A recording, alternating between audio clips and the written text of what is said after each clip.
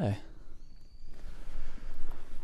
So today I'm going to talk about how belief and tradition in Japan represent the land's storied history, how the one word religion can exemplify so many diverse experiences. It can be an intimate and transcendent communion with the earth. It can be a shared community, or it can be paths of transmission or initiation and to sustain the tradition of a people's cultural intelligence and inheritance. And just as easily, religion can be a tool of domination, a tool of propaganda. It can be a tool in the arsenal of a state control that warps the mind of the people towards nationalistic ends, forcing all to discard their individuality and life's permission to serve their leader. It can be twisted interpretations of mythology that bypass people's inbuilt mental filters by appealing to authority, antiquity, and axiomatic truths that must be obeyed. Japan has, at various points in history and in various prefectures, through its various traditions, belief, and practices, embodied all of these various definitions of religion, both positive and negative, as we understand it in the West. And yet, the word religion itself is conspicuously absent from the lips of Japanese people, or even if you take the Japanese translation for the word shukyo. In 2009, Japan had a 128 million person population. A staggering 106 million identified as Shinto and 89 million identified as Buddhist. There are tens and thousands of shrines that dot the landscape, some occupying even large tracts of land in otherwise highly dense urban areas, indicating a clear continued belief in the importance of maintaining these ostensibly spiritually purposed spaces. And yet Japanese people will largely and repeatedly claim that they are not religious, not as individuals and not as a country. Regardless of a widespread familiarity among the populace with all of the shrine's mannerisms, such as rituals for purifying one's hands with water rinsing, for offering money, the right way to bow twice, clap twice, and bow again, and how that differs from a shrine to a temple. The several annual festivals that are participated in by a vast majority of the population, which bring visitors to the shrine en masse, functioning as major celebratory events that correlate with important moments in the calendar, such as the January 1st tradition Oshogatsu or Hatsumode, having to do with the first shrine visit of the new year, or the ancestrally focused holiday of Obon, in which the ancestors come back to visit and you light fires to attract them and send them off, which also has large dances participated in. Regardless of the fact that these shrines and temples across the country have career clergy, as well as part-time workers and maintenance staff required to update these shrine and temples spaces. And these spaces serve needs that we in the West could really only understand and define through our category of religion. Japanese people largely claim to be not religious. Today I would like to explore with you Japan's two major traditions, and then move into some of the major religious encounters that have colored and characterized the evolution of belief and tradition in Japan over the past 2,000 years of its history. The way that the island of Japan connects to the wider world around it, and some of the ways that this reveals flaws in our own Western monolithic conception of religion, and how this conception falls short when it comes to the case of understanding and defining what is happening in Japan. This is important as a study, not because not understanding it can lead to misunderstandings and miscommunications on the international stage and in interpersonal communications, but also because it reveals the shortcomings of our own attempts to flatten the world into these easily categorizable boxes, and the inherent flaw of Eurocentric systems that claim this universality. Our exploration today will demonstrate some of the ways in which insider identity and outsiders that it's defined against can shift very easily in accordance with historical events and with the state's convenience, and the various ways in which religion or tradition can be transformed over millennium society's continuation. Let us begin by painting a picture of the early scene, beginning with Shinto.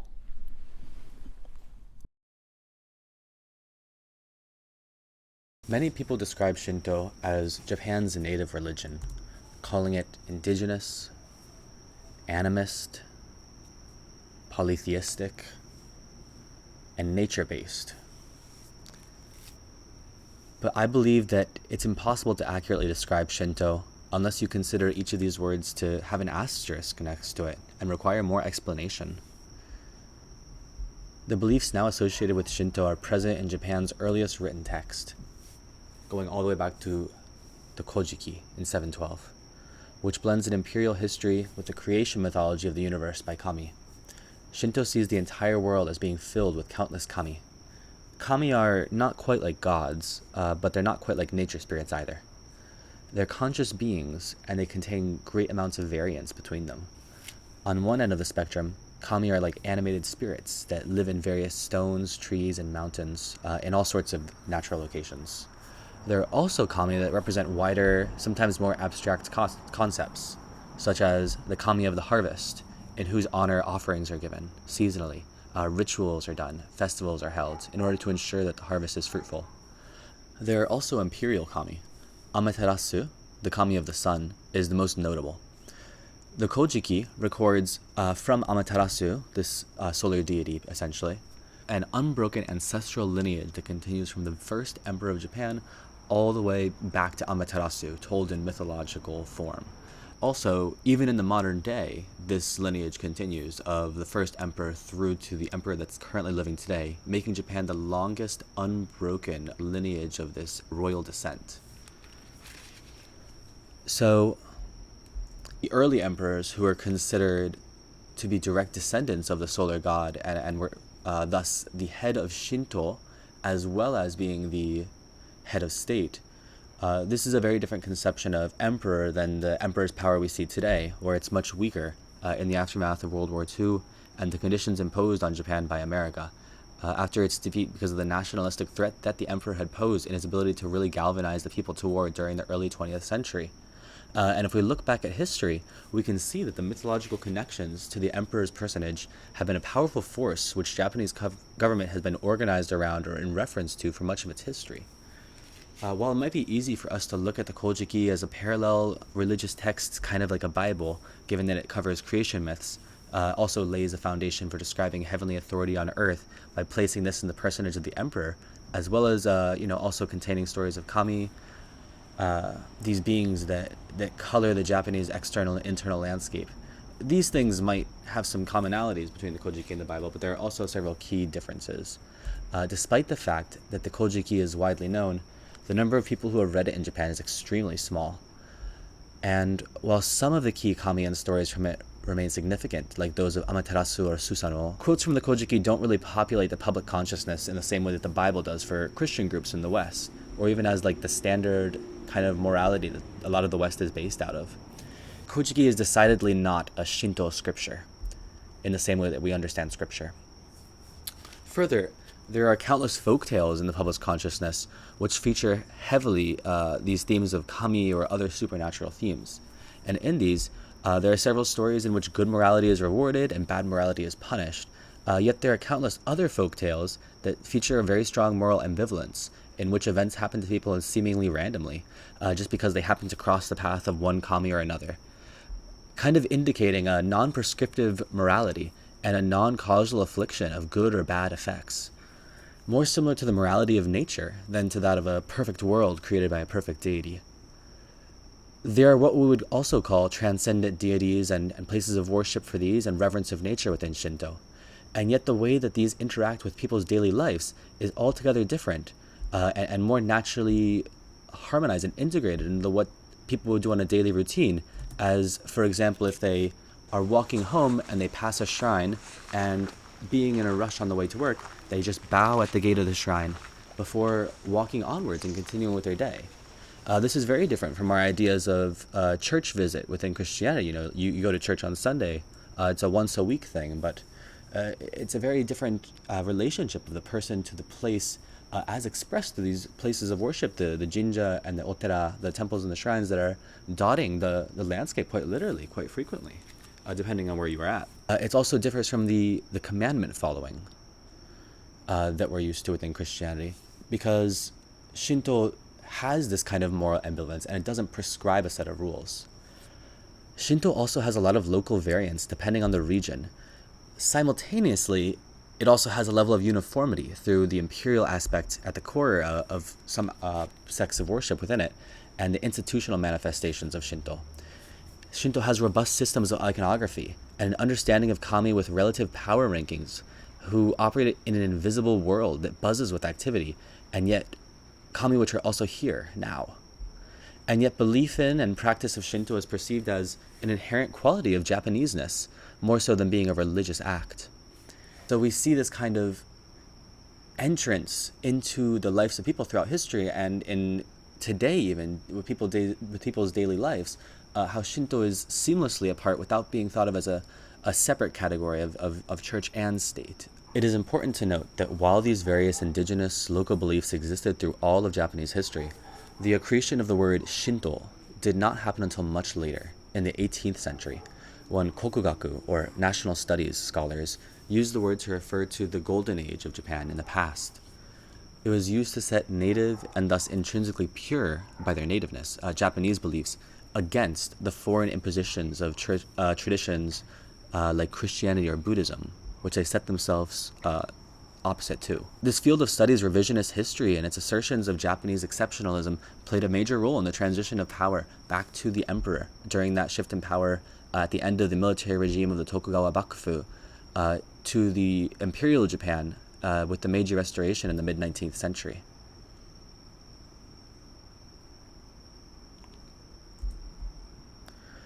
So one thing that's important to realize within these different stories is that the nature-bound aspect of Shinto that enters the people's lives is not distinct from the Shinto that has given us tales of old Japan, of what it was like hundreds and hundreds of years ago through these folk tales.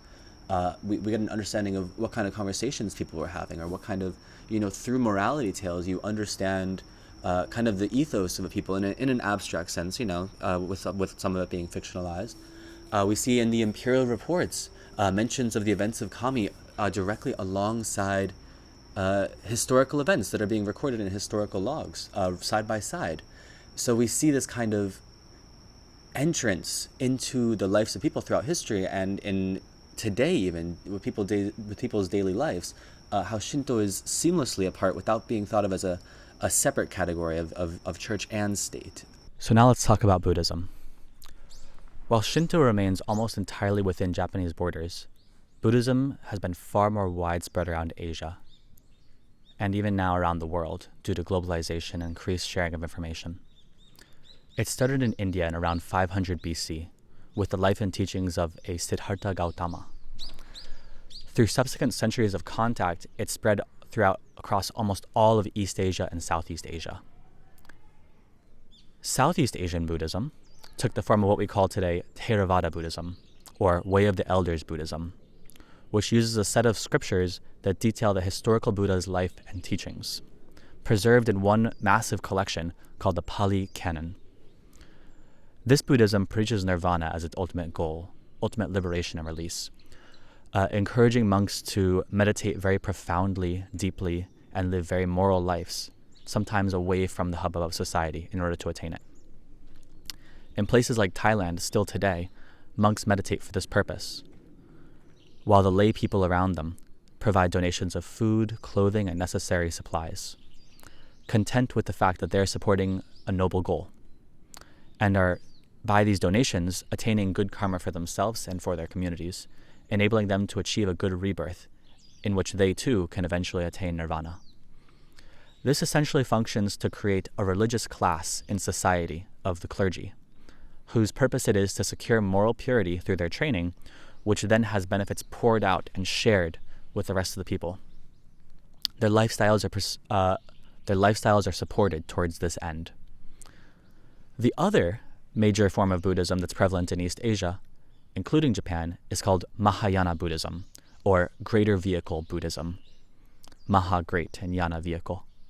Called this because it's the greater vehicle, as in like a large boat, a large vessel that can ferry more people across to the far coast of enlightenment, as opposed to Theravada, which is sometimes, maybe a little bit diminutively, depending on the case, called Hinayana, or lesser vehicle, implying that it represents a smaller vessel that can only ferry perhaps those small few that are able to devote their lives towards this all-encompassing meditation and moral living to the fullest enlightenment. Thus, the implication is that the Mahayana brings more people across. This is representative of the major difference of the focus of each school. While nirvana and rebirth still play big aspects of Mahayana belief and practice, the goal for followers is not to become a monk and to meditate profoundly, generally speaking, but instead to practice the teachings of their school, which often are correlated with attaining the ideals of being a bodhisattva, someone who brings peace, joy, harmony, and goodwill to all sentient beings, delaying their own enlightenment and remaining in the world as a force for goodness. This is the Mahayana ideal. Mahayana does not much rely on the Pali Canon, the historical life and teachings of the Buddha in 500 BC, instead utilizing a much wider variety of apocryphal sutras or teachings, which constitute the body of its scriptures. Among these, sutras like the Lotus Sutra, the Perfection of Wisdom Heart Sutra, the Golden Light Sutra, and a few others have been of massive importance within Japan.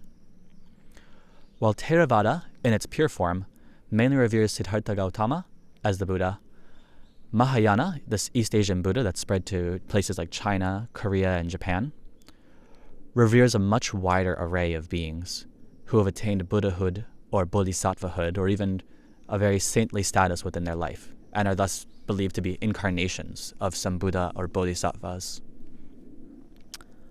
Thus, each of these beings, even people that have lived on Earth, are considered to be carrying the same type of core illuminating nirvana-esque light as the illuminating the Buddha himself. Thus, Buddhas like Amida Buddha, Kanon or Guanyin, Dainichi Nyorai or Mahavairochana all have lineages, temples, followers dedicated to them. They have specific teachings and specific mythologies and histories. They have personalities and they have methodologies of practice tuned towards the ends associated with them. Since Japan has inherited this Mahayana branch of Buddhism, the different sects within Japan each similarly focus on very different aspects of Buddhism depending on which one you're within. Whether it's different key sutras or teachings that they're focusing on, or different practices, like more of a meditation focus in one, more of a chanting or a mantra-esque focus in another, desire for rebirth in Western paradise. These differences reflect major differences in the character and goal of each sect, which is a topic that can be explored more deeply in another video. Now, taking it as a whole, Buddhism doesn't exist as a clearly defined separate category from Shinto within Japan. They don't exist in stark opposition to each other, clearly separated by well-defined boundaries that divide the two. To the contrary, Shinto and Buddhism, while during certain periods of Japanese history, one or the other has been strongly favored by the state, and thus the other one quashed, the two have largely and continually existed in direct conversation with each other, with norms from one informing the other. One notable theory to look at with this is the theory of Honji Suijaku, which is original ground and traces. It posits that the Buddhas are like the original ground, this original enlightenment. And the traces of these, or the lesser local manifestations of these, greater enlightenment energy Buddhas, is the local kami. Further, the physical places of worship, the shrines for the Shinto and the temples for Buddhism, are oftentimes linked into the same place, where a temple will have a smaller shrine within it. We also see an interesting delineation in roles that each of these two religions plays, where Buddhism is kind of thought of as the death religion. It takes on this role of the funerary process. So when someone dies, they go to the temple in order to be cremated and to have the funeral ceremony. And a monk will come and will chant Buddhist scriptures or sutras. Were native Japanese traditions such as Hinamatsuri, 753, festivals of a young girl coming into certain ages, festivals where beans are thrown at people dressed as demons in order to symbolically exorcise demons from one's community, or Obon, where a big dance is held and fires are lit in order to welcome the departed back home, if only for this brief period. We see rituals of Shinto enter into people's daily lives and enter into the procession of what a year's events are. So Buddhism and Shinto are not seen as religions that one chooses to follow if one's particularly heavily faithful or one has particular backgrounds. Instead, it's seen as a much more universally Japanese activity to participate in. The physical places of shrines and temples and shrines and temples in one unit are seen as the kind of cultural landscape and the backdrop within which the typical Japanese activity of going and offering small amounts of money and bowing or wishing for good luck on your test or wishing for a good quarter for your company. These are not the acts of an intense clergy or a faithful group. These are expressions of one's cultural identity. In order to unpack some of the ways that this manifests in the modern world, I want to first look back at some key historical encounters. Stay tuned for the next video, where we unpack this further.